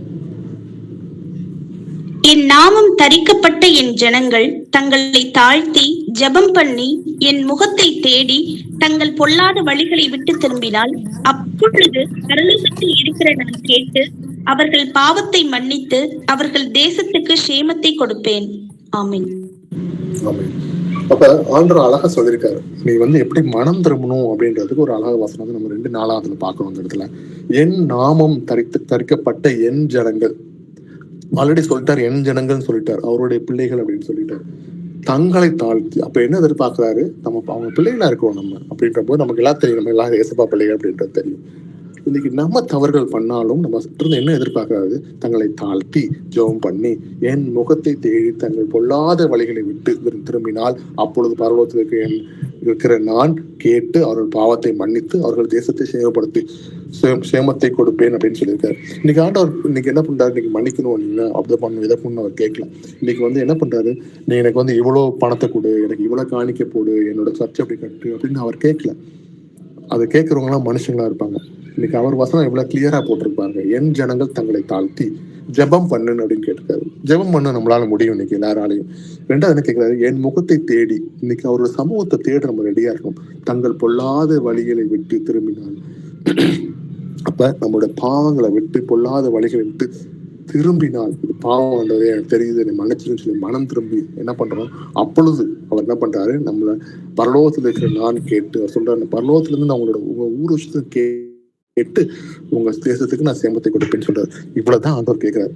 இதை விட்டு நம்ம என்ன பண்றோம்? பண்றதெல்லாம் பாவம், பண்றதெல்லாம் சேட்டை, பண்ற விஷயங்கள்லாம் தவறான விஷயங்கள், இதெல்லாம் பண்ணிட்டு நல்லவங்களாக நம்ம போய் நின்று நான் ஆண்டவருக்கு காணிக்க வைக்கிறேன், ஆண்டவருக்கு சர்ச்சு கட்டுறேன், ஆண்டவரோட ஊழியர்கள் நான் தாங்குறேன் அப்படி இப்படின்னு போய் சொல்றதுனால எந்த பிரயோஜனமும் கிடையாது. இன்னைக்கு நம்ம செய்ய வேண்டிய விஷயம், நம்மளை தாழ்த்தி ஆண்டவருக்கு முன்பாக நம்ம செய்த பாவங்களுக்கு மன்னிப்பு கேட்டு மனம் திரும்ப நம்ம ரெடியா இருக்கணும். அதான் இன்னைக்கு வசனம் போட்டிருக்கு. அப்பதான் நம்ம ஏற்கனவே பண்ண பாவத்தை திரும்பி திரும்பி போய் செய்யாமல் அதுல இருந்து விட்டு விலக முடியும்ன்ற டாபிக்ல பார்த்துட்டு இருக்கோம். மத்தேயு 3ஆம் அதிகாரம் 8வது வசனத்தை வாசிக்கலாம். மனம் திரும்புதலுக்கு ஏற்ற கனிகளை கொடுங்கள். ஆமென். அப்ப நம்ம மனம் திரும்புதலுக்கு ஏற்ற கனிகளை கொடுங்கள்னா என்ன? இன்னைக்கு அப்ப நம்மளோட உள்ளம் எப்படி இருக்கணும்? எவ்வளவு ஒரு தாழ்மையான ஒரு உள்ளமா இருக்கணும்? எவ்வளவு விஷயங்களை ஆண்டவருக்கு முன்பான தவறுகளை பண்ணிட்டேன்னு சொல்லி உணரக்கூடிய ஒரு உள்ளமா இருக்கணும். இந்த விஷயங்கள் நம்ம கிட்ட இருந்தாதான் நம்ம மனம் திரும்புவதற்கு ஏற்ற கனிகளை கொடுக்க முடியும். அப்ப வசனத்துக்கு காது கொடுத்து கேட்டு வசனத்தை ஏத்து, ஆஹா வசனம் இப்படி இருக்கு, நான் இப்படி பண்ணிட்டேனேன்னு சொல்லி உணரக்கூடிய ஒரு உள்ளமா இருந்தாதான் மனம் திரும்புவதற்கு ஏற்ற கனிகளை நம்மளால கொடுக்க முடியும் அப்படின்றத பார்க்கிறோம். வெளிப்படுத்தல் விசேஷம் 2ஆம் அதிகாரம் 5வது வசனத்தை வாசிக்கலாம். ஆகையால் நீ இன்ன நிலைமையிலிருந்து விழுந்தாய் என்பதை நினைத்து மனம் திரும்பி ஆதியில் செய்த கிரியைகளை செய்வாயாக. இல்லாவிட்டால் நான் சீக்கிரமாய் உன்னிடத்தில் வந்து நீ மனம் திரும்பாத பட்சத்தில் உன் விளக்கு தண்டை அதனிடத்தில் நின்று நீக்கிவிடுவேன். அப்ப ஆண்டவர் இங்க எச்சரிக்கிறார். என்ன பண்றாரு? ஆகையால் நீ இன்ன நிலைமையில இருந்து விழுந்தாய் என்பதை நினைத்து. அப்ப நம்ம யோசிக்கணும், நம்ம எந்த மாதிரி நிலைமையில இருந்தோம் பிரதர்ஸ் அண்ட் சிஸ்டர்ஸ். இயேசு கிறிஸ்துவை நம்ம ஏத்துக்கிறதுக்கு முன்பாக அவரை ஏத்துக்கிட்டோம். அப்ப ஏத்துக்கிட்டதுக்கு அப்புறம் நம்ம எப்படி இருக்கிறோம், அப்புறம் அதை நம்ம என்னென்ன பாவங்கள் நம்ம பண்றோம் அப்படின்றது இருந்தா என்பதை நினைத்து மனம் திரும்பி ஆதியில் செய்த கிரியைகளை செய்வாயாக. இல்லாவிட்டால் நான் சீக்கிரமாய் உன்னிடத்தில் வந்து நீ மனம் திரும்பாத பட்சத்தில் உன் விளக்கு தண்டை அதனிடத்தில் இடுக்கி போடுவேன். அப்ப என்ன சொல்றாரு? உன்னை இருளில தள்ளிடுவேன், உன் வாழ்க்கை இருளாயிரும், உனக்குள்ள ஒரு ஒளியை நான் எடுத்து போட்டுருவேன் அப்படின்றாரு ஆண்டவர். இன்னைக்கு நமக்குள்ள ஒளி யாரு? நம்ம ஏசப்பா. சொல்ற வசனமே நமக்குள்ள ஒளியா இருக்கு. இன்னைக்கு நம்ம அந்த வசனத்துக்கு கீழ்ப்படிஞ்சு அவர்கிட்ட நம்ம மனம் திரும்ப அப்படின்னா, நம்ம பாவத்துல இருந்து மனம் திரும்பல அப்படின்னா இந்த விஷயத்துல செஞ்சிருவேன்னு சொல்லி நம்மளை எச்சரிக்கிறார் அவர். சரி, அப்ப இப்ப நான் மன்னிப்பு கேட்டேன், மனம் திரும்பிட்டேன், அப்புறம் என்ன பண்ணும் பிரதர் அப்படின்னு கேட்டா, ஒரு வலுவான ஒரு ஆவிக்குரிய அடித்தளத்தை நம்ம உருவாக்கணும். நம்மளுடைய ஆவிக்குரிய வாழ்க்கையில ஒரு வலுவான ஆவிக்குரிய அடித்தளத்தை நம்ம உருவாக்குனாதான் திருப்பி போய் அதை பாவத்தை நம்ம செய்ய மாட்டோம். எப்படி அப்படின்னு பார்க்கலாம். மத்தேயு 7ஆம் அதிகாரம் 24-27 வசனத்தை வாசிப்போம். 24-27. ஆகையால் நான் சொல்லிய இந்த வார்த்தைகளை கேட்டு இவைகளின்படி செய்கிறவன் எவனோ அவனை கன்மலையின் மேல் தன் வீட்டை கட்டின புத்தியுள்ள மனுஷனுக்கு ஒப்பிடுவேன். பெருமழை சொரிந்து பெருவெள்ளம் வந்து காற்று அடித்து அந்த வீட்டின் மேல் மோதியும் அது விழவில்லை, ஏனென்றால் அது கன்மலையின் மேல் அஸ்திபாரம் போடப்பட்டிருந்தது. ஆமென். அப்ப ஆகையால் நான் சொல்லி இந்த வார்த்தைகளை கேட்டு இவைகளின்படி செய்கிறவன் எவனோ அவன் கண்மலையின் மேல் தன் வீட்டை கட்டின புத்தி உள்ள மனுஷனா இருக்கான். அப்ப அந்த கண்மலை என்ன? கண்மலையானவர் நம்ம ஏசப்பா. அவர் மேல் அந்த நம்ம கட்டணும், நம்பிக்கை வைக்கணும். எப்படி நம்பிக்கை வைக்கணும்? வசனங்கள் மூலமாக. நான் சொன்ன அந்த வார்த்தையை கேட்டு, நான் சொல்லிய வசனமே ஆதியும் ஜீவனுமா இருக்குன்னு சொல்றது போல இன்னைக்கு அந்த வார்த்தைகள் கீழ்ப்படைஞ்சு அவர் மேல் நம்ம நம்பிக்கை வைக்கும்போது என்ன ஆகுது அப்படின்னா, நம்ம கண்மேல் மேல் கட்டின ஒரு வீட்டை போல இருக்கும். இல்லைன்னா அது மணல் மேல் கட்டினது போல காற்று மழை எது வந்தாலும் எல்லாம் அடிச்சுட்டு போயிடக்கூடிய விஷயம். இன்னைக்கு அவரை சார்ந்து அவர் மேல், அவர் வசனத்தின் மேல் நம்ம உறுதியா இருந்தாதான் அதுதான் ஒரு அடித்தளம் நம்ம திருப்பி பாவத்தை செய்யாம இருக்கிறதுக்கு. எபேசியர் 6ஆம் அதிகாரம் 10-11 வசனங்களை வாசிப்போம். கடைசியாக என் சகோதரரே, கர்த்தரிலும் அவருடைய சத்துவத்தின் வல்லமையிலும் பலப்படுங்கள். நீங்கள் பிசாசின் தந்திரங்களோடு எதிர்த்து நிற்க திராணி உள்ளவர்களாகும்படி தேவனுடைய சர்வாயுத வர்க்கத்தையும் தரித்துக் கொள்ளுங்கள். ஆமென். இந்த வருஷம் நம்ம கவனிச்சோம்னா, கடைசியாக என் சகோதரரே, கர்த்தரிடத்தில் அவருடைய சத்துவத்தின் வல்லமையிலும் பலப்படுங்கள். இன்னைக்கு அப்பா நம்ம கொடுத்த வசனங்கள்ல நம்ம என்ன பண்ணணும்? முக்கியமாக நம்ம நல்ல பலப்பட ரெடியா இருக்கணும். அப்படி இருந்தாதான் நம்ம என்ன பண்ணுவோம்? நீங்கள் பிசாசின் தந்திரங்களோடு எதிர்த்து நிற்க திராணி உள்ளவர்கள் ஆகும்படி. இன்னைக்கு அந்த தந்திரங்கள் நம்ம தெரிஞ்சுக்கணும் அப்படின்னா, ஆவியானவர் நம்ம உணர்த்தலன்னா அவனுடைய தந்திரங்கள் நமக்கு தெரியாது. ஆவியானவர் நமக்குள்ள இருக்கணும் அப்படின்னா, நான் ஏற்கனவே சொன்ன மாதிரி நான் சொல்லிய வசனமே ஆவியும் ஜீவனுமா இருக்கு. இன்னைக்கு அவர் சொன்ன வசனங்களை வாசிக்க வசனம் நமக்குள்ள இருந்து ஆவியானவர் நமக்குள்ள இருக்காருன்னு விசுவாசிக்கணும். இன்னைக்கு அவர் வார்த்தைகளை கொட்டி பேசுறாரு. அப்ப அவர் பேச என்ன ஆகும்னா, பிசாசின் தந்திரங்கள் நமக்கு வெளிப்பட தெரிஞ்சிடும். அப்ப நம்ம அந்த வீட்டுல ஒழுகாதபடி விலகி நம்மளால ஓட முடியும்ன்ற சொல்றாங்க. தேவனுடைய சர்வாயத்தை, அதான் நம்ம தேவனுடைய சர்வாயத்தை தரித்துக் கொள்ளுங்கள். இன்னைக்கு இப்படி வசனத்தை நம்ம ஊறல அப்படின்னா, அந்த பேசிக்கான நான் சொன்ன ஒரு வலுவான ஆவிக்குரிய அடித்தளத்தை நம்மளால போட முடியாது. இப்படி ஒரு வலுவான ஒரு அடித்தளத்தை நம்மளால போட முடியல அப்படின்னா, திருப்பி நம்ம பாவத்தை பண்ணிக்கிட்டே தான் இருப்போம். பண்ண பாவத்துக்கு மன்னிப்பு கேட்டு திருப்பி போய் பண்ற மாதிரி நிலைமை ஆயிரும். சரி, இங்க பரிசுத்த ஆவியானவரோட பங்கு என்ன அப்படின்றத பார்க்கணும். எப்படி முதல்ல பாவம் உண்டாத்த எப்படி நம்ம சிக்கியிருக்கேன்றத நம்ம பார்த்தோம். அந்த பாவத்துக்கு எப்படி மன்னிப்பு கேட்கறதுன்றத பார்த்துட்டோம். அடுத்தது அதுல இருந்து மனம் திரும்புறது எப்படின்றத பார்த்துட்டோம். எப்படி அடித்தளத்துல நம்ம ஸ்ட்ராங்கா இருக்கணும்ன்றத பார்த்துட்டோம். இங்க ஆவியானவர் அவர் பங்கு என்னென்ன பண்றாரு அப்படின்றத பார்க்கணும். கலாத்தியர் 5ஆம் அதிகாரம் 16-17 வசனத்தை வாசிப்போம். பின்னும் நான் சொல்லுகிறது என்னவென்றால், ஆவிக்கு ஏற்றபடி நடந்து கொள்ளுங்கள், அப்பொழுது மாம்ச இச்சையை நிறைவேற்றாதிருப்பீர்கள். மாம்சம் ஆவிக்கு விரோதமாகவும் ஆவி மாம்சத்துக்கு விரோதமாகவும் இச்சிக்கிறது. நீங்கள் செய்ய வேண்டும் என்றிருக்கிறவைகளை செய்யாதபடிக்கு இவைகள் ஒன்றுக்கொன்று விரோதமாய் இருக்கிறது. ஆமீன். அப்ப இந்த இடத்துல நம்ம கவனிச்சோம் அப்படின்னா, பின்பு நான் சொல்லுகிறது என்னவென்றால், ஆவிக்கேற்றபடி நடந்து கொள்ளுங்க, அப்பொழுது மாம்ச இச்சையை நிறைவேற்றாதிருப்பீர்கள். அப்ப ஆவியின் சிந்தையில ஆவியானவர் சொல்றபடி நம்ம கேட்டு நம்ம நடக்க நம்ம ரெடியா இருக்கணும்.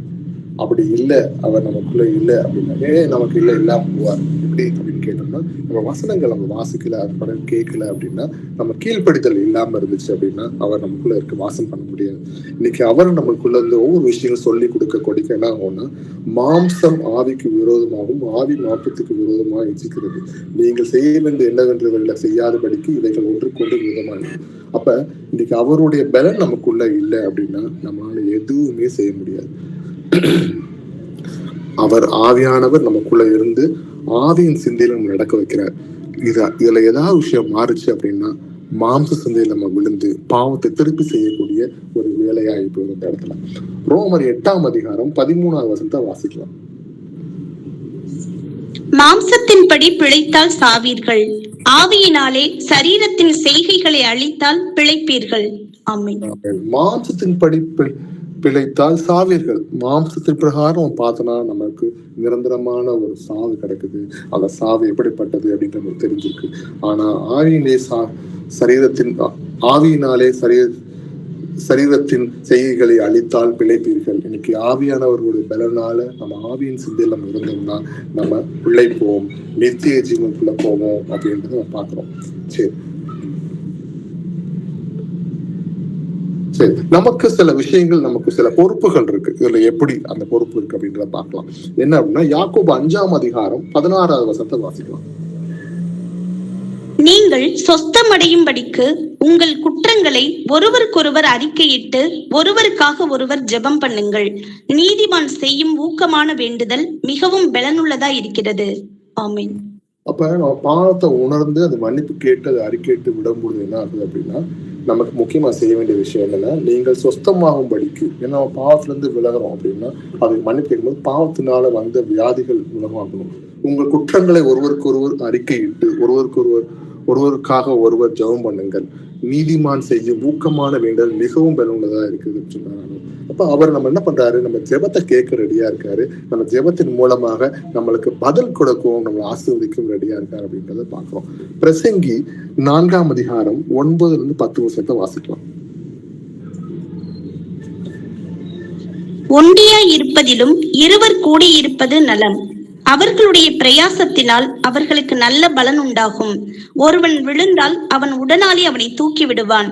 ஒண்டியா இருந்து விழுகிறவனுக்கு ஐயோ, அவனை தூக்கிவிட துணை இல்லையே. ஆமென்.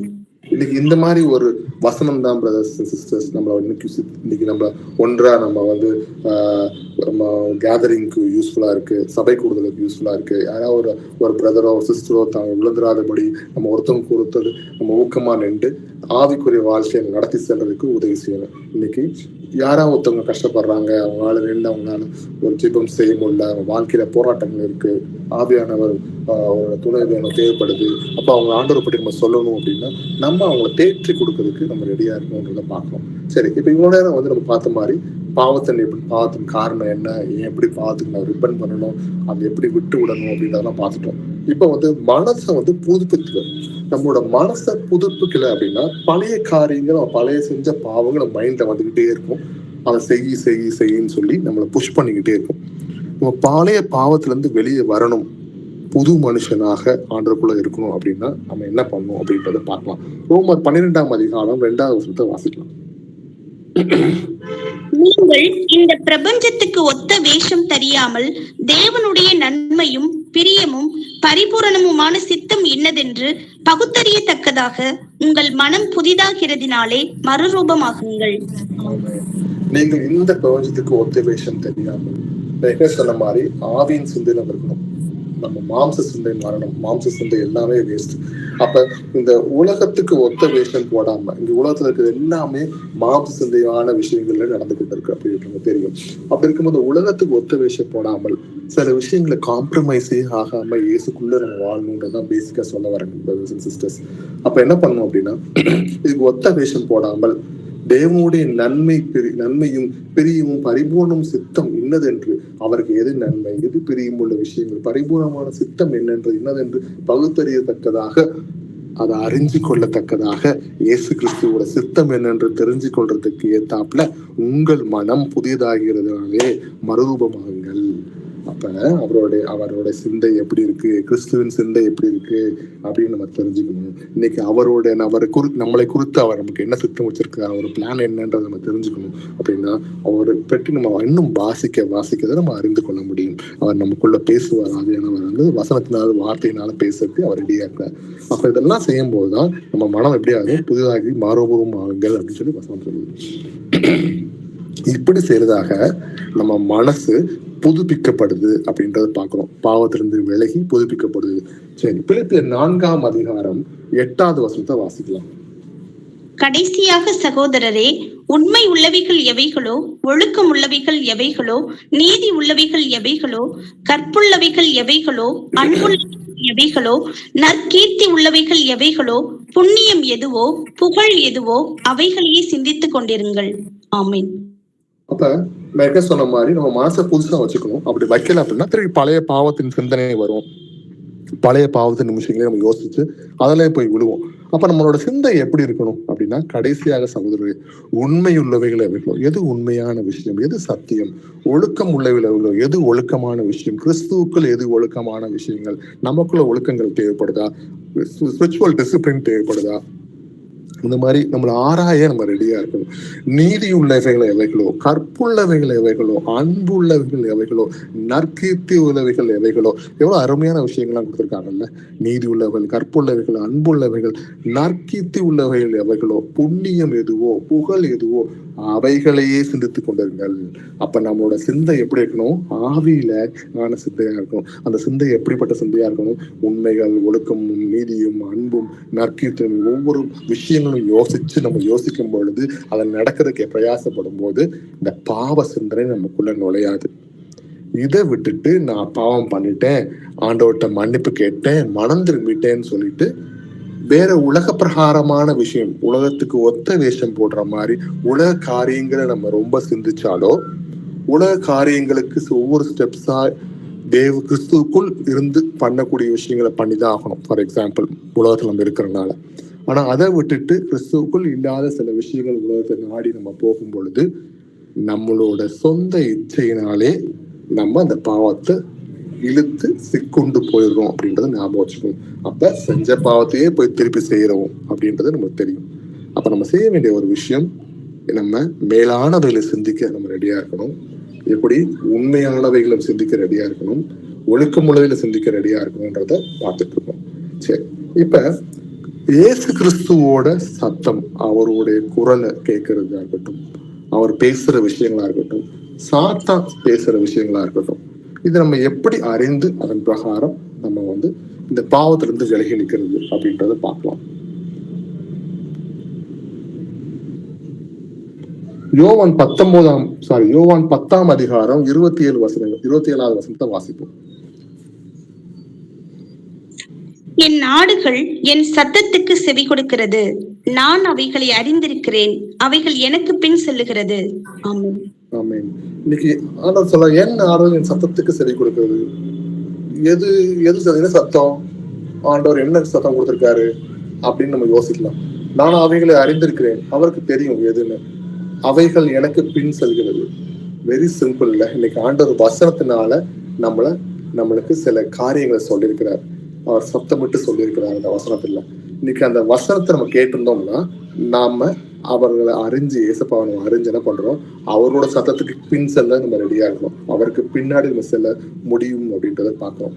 ஒருவேளை நான் வசனம் வாசிக்கல, பைபிள்னு எனக்கு என்னன்னே தெரியாது அப்படின்னு நம்ம நினைச்சிட்டு உலக பிரகாரமா நம்ம வாழ ஆரம்பிச்சோம்னா அந்த சத்தத்தை விட்டுட்டு சாத்தான் சொல்ற உலக பிரகாரமான விஷயத்துக்குள்ள நம்மளவே நம்ம சிக்குண்டு மாட்டி பாவத்துல விழுந்துருவோம்ன்றத நம்ம வசனம் சொல்லுது.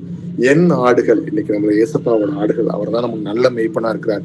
இன்னைக்கு என் சத்தத்திற்கு செவி கொடுக்கிறது, நான் அவைகளை அறிந்திருக்கிறேன். நம்ம அசப்பாவோட வசனத்தை கேட்கும்போது செவி கொடுக்கும். அப்பா நம்மளை பார்த்துட்டு இருக்காரு, நம்மளை அறிஞ்சிருக்கிறாரு, அவைகள் எனக்கு பின் செல்கிறது. இன்னைக்கு அந்த வசனத்துக்கு கீழ்ப்படிஞ்சு அதை நம்ம நடக்கும் பொழுது, வசனத்தை கேட்கறது மேட்டர் இல்லை, வாசிக்கிறது மேட்டர் இல்லை, அதை மனசுல வச்சு அது கீழ்ப்படிக்கணும். பாத்தீங்களா? அப்பதான் நம்ம வந்து அவருடைய வழியில் நடக்க முடியும்ன்றத இந்த வசனத்துல பார்க்கிறோம். 1 யோவான் 4ஆம் அதிகாரம் 1வது வசனத்தை வாசிக்கலாம். பிரியமானவர்களே, உலகத்தில் அநேக கள்ள தீர்க்கதரிசிகள் தோன்றியிருப்பதினால் நீங்கள் எல்லா ஆவிகளையும் நம்பாமல் அந்த ஆவிகள் தேவனால் உண்டானவைகளோ என்று சோதித்தறியுங்கள். ஆமென். ஆமென். அப்ப நம்ம பார்க்கும்போது இயேசு கிறிஸ்து என்ன சொல்லியிருக்காரு அப்படின்றத நம்ம பார்த்துட்டோம். இப்ப பிரியமானவர்கள், உலகத்தில் அநேக கள்ள தீர்க்கதரிசிகள், இன்னைக்கு எப்படி சாத்தான் அவனுடைய வழி தந்திரங்களை தெரிஞ்சு கொள்வது அப்படின்றத, சத்தத்தை கேட்கிறது அப்படின்றத சொல்றாரு. கள்ள தீர்க்கதரிசிகள் தோன்றி இருப்பதனால் நீங்க எல்லா ஆவிகளையும் நம்பாமல், இன்னைக்கு நம்ம நினைச்சா ஒரு டிவியோ ஒரு யூடியூபோ ஆன் பண்ணி யாரோ பேசுறது எல்லாத்தையும் கேட்டுக்கிட்டு இருக்கோம். இன்னைக்கு அப்படி கேட்டோம்னா நம்மளை குழப்பத்துல தள்ளி நம்ம வழி நடத்த முடியாம, கரெக்டான பாதையில் நம்மளை வழி நடத்த விட மாட்டான் சாத்தான்.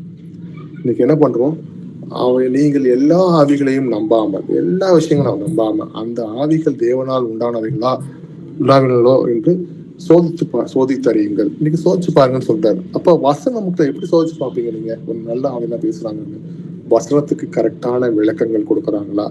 வசனத்துக்கு ஜோடி வசனங்கள் கொடுக்குறாங்களா? அந்த வசனம் நீங்க வாசிக்கும் பொழுது ஆவியானவர் உங்களோட என்ன பேசுறான்னு நீங்க கவனிக்கணும். அப்ப ஆண்டவர்கிட்ட கேளுங்க, ஆண்டவரை எப்படி ஒரு விளக்கம் சொல்றாங்களே, இது கரெக்டா, இது என்ன ஆண்டவரேன்னு சொல்லி நம்ம கன்வின்ஸ் ஆகணும். இயேசு கிறிஸ்துக்கு முன்பாக அந்த வசனத்தினால கன்வின்ஸ் ஆகாத வரைக்கும் நீங்க நம்ப வேணாம். அதை நம்ம அறிந்து கொள்ளணும். என்ன ஆண்டவர் இந்த ஆவி கரெக்டான ஆவின்னு கேட்கும் பொழுது ஆவியானவர் விளக்கத்தை கொடுப்பார். அதுக்கு நம்ம தேடி அதை வாசிக்க முடியாது. தேடுகிறவர்கள் கண்டடைவார்கள். நம்ம தேடி தேடி தேடி வசனத்தை வாசிக்க நம்ம கண்டடைவோம் அப்படின்றத பார்ப்போம். ஸோ இந்த மாதிரி நம்ம பாவத்துக்கு நம்ம தள்ளக்கூடிய ஆவிகளை என்னன்றதை நம்ம தெரிஞ்சுக்கணும். அதே மாதிரி பரிசுத்த ஆவியானவர் இயேசு கிறிஸ்து நமக்குள்ள எப்படி அவரோட சத்தத்தை கேட்டு அந்த வழியில் நடக்கிறதுன்றது நம்ம சொல்லி கொடுத்துட்டாரு. சரி, ஒரு சின்ன சின்ன விஷயங்கள் எப்படி இந்த பாவத்துல இருந்து திருப்பி விலகி நம்ம நிக்கிறது அப்படின்னா, முதல்ல நம்மளோட பிரேயர் வாசிக்கிறதும் நம்ம அதிகப்படுத்தணும். வசனம் வாசிக்கிறதா இருக்கட்டும், நம்மளோட பிரேயரையும் ஆண்டவருக்குள்ள இன்னும் ஊக்கத்தோடு நம்ம ஜெபிக்க ரெடியா இருக்கணும். உலக சம்பந்தப்பட்ட விஷயங்கள், இந்த மாதிரி பாவத்துக்கு எடுக்கக்கூடிய விஷயங்கள் விலகி ஓடுறதுக்கு நம்ம ரெடியா இருக்கணும். ஆண்டவர்கிட்ட ஒவ்வொரு விஷயத்தையும் போய் ஒரு சின்ன முடிவு எடுக்கிறதா இருந்தாலும் இருக்கணும், ஒரு சின்ன சின்ன விஷயங்களா இருந்தா இருக்கணும், எல்லாமே முதலாக இயேசு கிறிஸ்து போய், ஆண்டவரே இப்படி ஒரு விஷயம் என் குடும்பத்துல நடக்க போகுது, இது கரெக்டா, எனக்கு தெரியலையே, இதுக்கு நான் என்ன பண்ணும் ஆண்டவரே அப்படின்னு சொல்லி அவர்கிட்ட கேட்க நம்ம ரெடியா இருக்கணும். வசனத்தின் மூலமாக அவர் நம்ம பதில் கொடுக்கவும் ரெடியா இருக்கிறார். அப்புறம் நம்மளை எப்படி நல்ல கேரக்டரா வசனத்துக்குள்ள நம்ம ஸ்பிரிச்சுவல் டிசிப்ளின்குள்ள கொண்டு வருது அப்படின்றத நம்ம யோசிக்கணும். அப்புறம் எப்படி தேவனுடைய பலன் நம்ம வாங்கி அந்த பலன் மூலமாக இந்த பாவத்தை ஓவர் கம் பண்றது, பாவத்திலிருந்து விட்டு விலகி வருது அப்படின்றத அவர்கிட்ட ஆண்டவர்கிட்ட கேட்க ஆவியானவர் நமக்கு பதில் கொடுப்பார். அவர் பலனை தாங்க ஆண்டவர்னு கேட்கணும். கடைசியாக பிலிப்பியர் 1 5-6 வாசிக்கலாம். உங்களில் நற்கிரியையை தொடங்கினவர் அதை இயேசு கிறிஸ்துவின் நாள் பரியந்தம் முடிய நடத்தி வருவார் என்று நம்பி நான் உங்களை நினைக்கிற பொழுதெல்லாம் என் தேவனை ஸ்தோத்தரிக்கிறேன். ஆமென். நமக்குள்ள நற்கிரியை தொடங்கினவர் அவர் வரும் வரைக்கும் நம்ம அன்பாக நடத்துவார், சந்தோஷமாக சமாதானமாக பாவத்திலிருந்து விலக்கி நடத்துறதுக்கு அவர் ரெடியா இருக்கிறார். நம்ம செய்ய வேண்டிய விஷயம், நம்ம பண்ண பாவத்துக்கு அதை உணர்ந்து ஏசப்பாட்ட மன்னிப்பு கேட்டு திருப்பி அதை செய்யாதபடி மனம் திரும்பி நம்ம கிறிஸ்துவுக்குள் வசனத்துக்கு கீழ்ப்படிஞ்சு வாழ நம்ம ரெடியா இருக்கணும். அப்படி நம்ம நினைச்சதை செய்யும் பொழுது திருப்பி உலக பிரகாரமான விஷயத்துல போய் விழுந்துடாம அப்பாவோட ஆலோசனை கேட்டு அதன் பிரகாரம் நம்ம செஞ்சோம் அப்படின்னா மறுபடியும் அந்த பாவத்தையே நம்ம செய்ய மாட்டோம். செஞ்ச பாவத்துக்காக என்ன பண்றோம், மன்னிப்பு கேட்ட பிறகும் அதே பாவங்களை மீண்டும் செய்யாமல் இருக்கிறது எப்படின்ற டாபிக்ல நீங்க பார்த்தோம். மகா பரிசுத்தமும் இரக்கம் உள்ள அன்பான இயேசப்பா, உண்மை துதிக்கிறோம் ஐயா, உண்மை ஸ்தோத்திரிக்கிறோம். இந்த அருமையான வேலை ஆண்டவரே, பாவத்துல இருந்து எப்படி விடுதலை கிடைக்குது, பாவம் என்னென்ன மாதிரி இருக்கு, அந்த பாவத்துல எப்படி போராட்டங்கள் இருக்கு ஆண்டவரே, எங்களுக்கு அந்த பாவத்தை செஞ்ச பாவத்தை திருப்பி செய்யாதபடி நாங்க அதுல இருந்து எப்படி விலகி வாழ்றது, நீங்க அதுக்கு ஆலோசனை எப்படி கொடுக்குறீங்க, நீங்க எப்படி உங்களுடைய சத்தத்தினால எங்களை வெளிப்படுத்துறீங்கன்றது எங்களுக்கு சொல்லி கொடுத்துருக்கீங்க ஆண்டவரே. இந்த வசனத்தை கொடுத்துக்காக நன்றி செலுத்துறோம் அப்பா, எங்களை தாழ்த்துக்கிறோம். அநேகருக்குள்ள அப்பா, நாங்க எத்தனை பேர் இருக்கோம்ப்பா, அநேகருக்குள்ள இதே ஒரு போராட்டமா இருக்கு எங்களுக்குள்ள. ஐயோ, நான் இந்த பாவத்தை பண்ணிட்டேனேன்னு சொல்லி நான் மன்னிப்பு கேட்டாலும் திரும்பி அதே பாவங்களை மீண்டும் நாங்க செய்யாமல் இருக்கிறது எப்படின்னு எங்களுக்கு தெரியல ஆண்டவரே. ஆனா அப்படி கேட்கும் பொழுது இன்னைக்கு இத்தனை வசனங்கள் மூலமாக ரொம்ப சிம்பிளா அப்பா நீங்க எங்களோட பேசுனதுக்காக நாங்க நன்றி செலுத்துறோம். எங்களை போல இருக்க ஒவ்வொரு பிரதர்ஸ் அண்ட் சிஸ்டர்ஸும் ஜாயின் பண்ணிருக்காங்க, அத்தனை பேரும் நீங்க ஆசீர்வதிங்க, அவங்களோட கூட இருங்க. ஒவ்வொரு மனசுக்கும் ஒவ்வொரு பிரதர்ஸ் அண்ட் சிஸ்டர்ஸ்க்கும் அவங்கள ஆராய நீங்க கிருபை கொடுங்க. அவங்களுடைய பாவங்கள் அவங்களுக்குள்ள ஏதாவது இருந்தா அதை அவங்களுக்கு வெளிப்படுத்துங்க. அவங்க மனசுல உணர்த்தி அவங்க அதற்காக மன்னிப்பு கேட்டு மனம் திரும்பி குணம்படைய கிருபை கொடுங்க ஆண்டவரே. அப்பா பேசுங்க, நடத்தி செல்லுங்க. எங்க ஒவ்வொருத்தவங்க குடும்பத்துக்காக நாங்க வரோம் ஆண்டவரே. ஒவ்வொருத்தவங்க குடும்பத்துல இருக்கும் கஷ்டங்கள் எந்த விதமான சாபங்களா இருந்தாலும் எல்லாமே இயேசு கிறிஸ்து நாமத்தினால விடுவிக்கிறேன்ப்பா. இந்த நேரத்துல உம்மால் மட்டும்தான் சுவாமி முடியும். உண்மை நம்பிக்க பிள்ளைகள் நாங்க வெட்கப்பட்டு தலை குனிந்து போகாதபடி எங்க தலைகளை உயர்த்தக்கூடிய தகப்பன் அப்பா, நீ எங்களையே உங்க கையில ஒப்படைச்சிட்டோம் ஆண்டவரே. உலகத்துல சீக்கிரமா நீங்க வரப்போறதுக்காக நன்றி செலுத்துறோம் ஆண்டவரே. சீக்கிரமா வாங்க, நீங்க வரும் வரைக்கும் அப்பா நாங்க இதை காத்துக்கொண்டு எங்களுக்கு போய் கொடுங்க. எங்களால் முடியாது ஐயா. I can do all things through Christ who strengthens me சொன்னது போல அப்பா, உம்முடைய பலத்தினால் மட்டும்தான் ஆண்டவரே எங்களால் முடியும். உங்களுடைய பலன் வேங்கும் எல்லா விஷயத்திலும் நாங்க உண்மை டிபெண்ட் பண்ணி வாழ கருவி கொடுங்க ஆண்டவரே.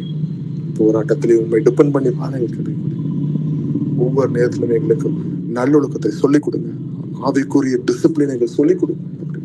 உங்களுடைய விஷயத்துல காம்ப்ரமைஸ் ஆகாதபடி, சோம்பேத்தனம் படாதபடி எல்லா விஷயத்திலும் உங்களுடைய வார்த்தையை நாங்கள் அநேகருக்கு அறிக்கையிட எங்களுக்கு சொல்லிக் கொடுங்க. எங்களோட பேசுங்க ஆவியானவர், கூட இருங்க. இயேசு கிறிஸ்து மூலம் வேண்டிக்கிறோம் நல்ல பிதாவே, ஆமென். Praise the Lord, brothers and sisters. Praise the Lord, brother. Praise the Lord. Thank you. Praise the Lord. Amen. Praise the Lord, brother. Praise the Lord, brother. Praise the Lord, brother. Praise the Lord. Thank you very much. Praise the Lord, brother. Praise the Lord. Thank you, brother.